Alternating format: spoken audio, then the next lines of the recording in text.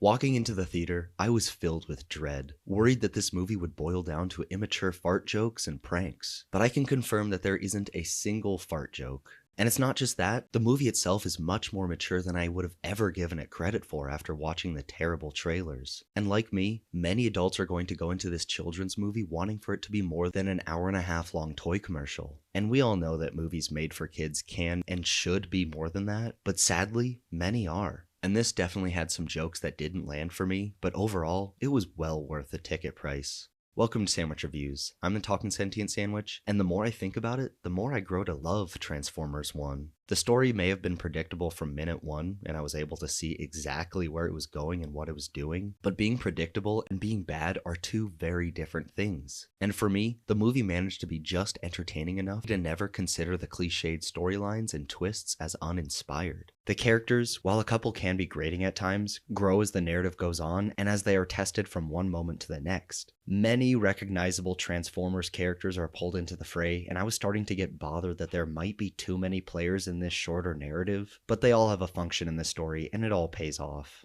And the animation took some time to get used to, though that might have just been from my hesitation about this adaptation in general, because by the end, I was on board for the smooth look and motion that everything had. And in that, there were a couple of shots that lasted just slightly longer than normal, and whenever that happened, my eyes were wide open in amazement. Not the best action in the world, not even the best animated action we've seen this year, but better than any of the marketing was letting on, or at least anything that I saw, because I do tend to stay away from the extended trailers and clips studios think they need to push out. And it wasn't just that the action was cool to look at, the emotional stakes were there as well. I was never worried about the main characters dying or anything serious like that, but their mental well-being, that I was concerned for. But my favorite aspect of the movie was how it covered the brotherhood between Orion Pax and D16. I mean, if that wasn't done well, I probably would have just packed up and left right there. But from the beginning, you really felt how they cared for each other and why they cared for each other. However, aside from Brian Tyree Henry, who absolutely crushed it, every other voice actor felt like the wrong choice, picked only because they were a big Hollywood name that would sell tickets. And that never ruined the experience for me, but it certainly got in the way of my enjoyment, because I kept on thinking about Black Widow, Thor, or Jack Marius Tactheratrix, instead of the actual characters. But despite that, or any other problem you might have, the pacing for this really picks up by the midpoint, allowing for the narrative to culminate in an ending that I would go as far as to say is genuinely incredible. So if you're a Transformers fan, or just looking for an entertaining couple of hours, definitely check out Transformers 1. Because now, it's time to dive right into the specifics of why this movie worked so much better as it went on. And to do that, I'm gonna need to talk spoilers. Big bold text on the screen to let you know.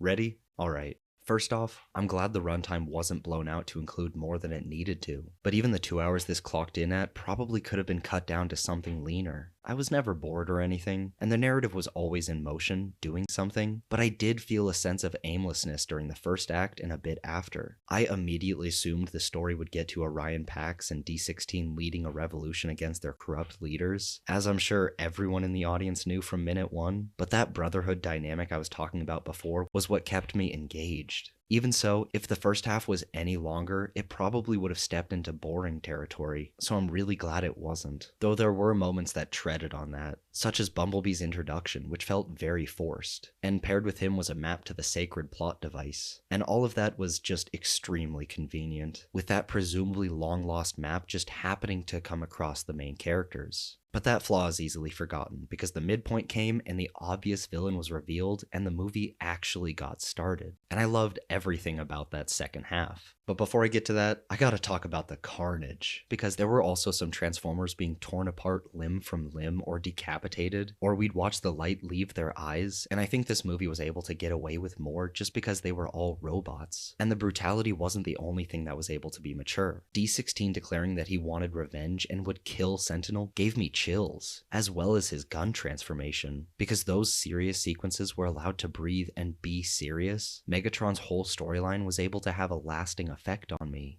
The last act battle against the evil Transformers was pretty standard, though the Quintessons are cool to see in any context, even a bad Michael Bay movie. But once that ended and Orion Pax and D16 finally came to the understanding that they couldn't work together, I was enthralled. Megatron and Optimus Prime getting their classic looks in the third act was fun, mainly because I just wasn't a fan of the looks they had before then, but I really could have used those classic Gen 1 looks from the beginning. That being said, building up to that made their final transformations incredibly emotional, though there still might have been too many detail lines and complex pieces in general, but maybe that's just me. I've mentioned in a video essay of mine that I hate having to wait until the end of a movie to get a character's original outfit or weapon, and I still do stand by that, but if it's written well like it is in this, I'm fine with waiting. But back to the heart and soul of this movie, because Orion Pax's and D16's growing conflict throughout the story was engaging to watch, like looking at your favorite couple slowly breaking up. But it really was those final moments that made this movie an all-timer for me. The music, the animation, everything came together to make a final 5 or 10 minutes that were perfect. Before then, D16's shifting eye color was a good metric on where he was at internally, because by the end, his red eyes were glowing and leaving a trail behind, which made the action during that entrancing.